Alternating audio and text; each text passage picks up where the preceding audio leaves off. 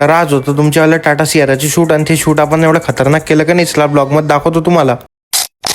तर काय विषय मंडळी, सकाळी सकाळी आपल्या संस्कार भाऊले घरी बोलवलं. चला म्हटलं आज वाडीले आपल्याला शूटले जायचं आहे. कसा आहे तुमचा भाऊ आता शूटले तर चालला, पण जातवरी तुम्ही तेवढे फॉलो करून टाका म्हणजे लवकर पोचून जाऊ आपण. आता आपण शूटले चाललो आणि पेट्रोल पंपाची भेट घेतली नाही असं तर जमणारच नाही कधी आपलं. आता मोगावच्या थोडं समोर आलोय नाही ते एकदम भयानक ट्रॅफिक जाम लागला. आता ह्या हायवेवर काय झालं म्हटलं नवीन कारण, आता बाजूच्या रोडले लागला होता जाम. पण आता तुमचा भाऊ क्रिएटर असल्यामुळे तुमच्या वाले समृद्धी महामार्ग भेटला. थोडेसे ट्रकाच्या मंदातून गाडी टाकून समोर आल्यावर माहित पडलं काही तरी ट्रकच लुटला. तेव्हाचा अंदाज 100% खरा निघाला. म्हटलं का नाही ह्या हायवेवर काही ना काही कांड झाला असं समोर. ह्या ट्रक मुळे एवढं भयानक ट्रॅफिक जाम झालं होतं. जाऊ द्या म्हटलं आपण पटकन नागपूरमध्ये पोहोचून गेलो. कसं आहे आपल्याला कॉल आला होता आपल्या क्लायंटचा, आम्ही 10 मिनिटात पोहोचत आहोत म्हणे. म्हटलं तुमच्या पहिले आम्हाला पोहोचायचं आहे तिथं आणि डायरेक्ट येऊन जातो आपण आपल्या वाडीच्या टाटाच्या शोरूम मध्ये डायरेक्ट लागून जातो आपण शूट मारासाठी. आता मार्केटमध्ये तर शूट मारणारे खूप झाले, पण जर तुम्हाला क्वालिटी वाला शूट पाहिजे असेल तर डायरेक्ट डीएम करा तुमच्या भावाले. थोडे आपले शोरूमचे शॉर्ट्स वगैरे घेऊन घेतले कारण आजचा शूट होता आपला टाटा सियाराचा. थोडे आपल्या क्लायंटचे एंट्री शॉर्ट्स वगैरे घेऊन घेतले आणि थोडेसे मग पेपर शॉर्ट्स वगैरे घेऊन घेतले. फायनली मग वेळ आली होती आपल्या पडदा उचलायची. क्लायंटला 1 2 3 म्हटलं आणि क्लायंटने पटकन पडदा उचलून घेतला. मग थोडेसे आपल्या गाडीचे काही क्लोजअप शॉट्स काढून घेतले एकदम सिनेमॅटिक मध्ये. जर तुम्हाला पण आपल्याकडून काही कार डिलिव्हरीचा शूट करून घ्यायचं असेल डायरेक्ट आपल्याला डीएम करा. आता टाटा सियारा तुमच्या वाची फेवरेट कार होती म्हणून तुमच्यावाने एकदम परफेक्ट शूट केलं.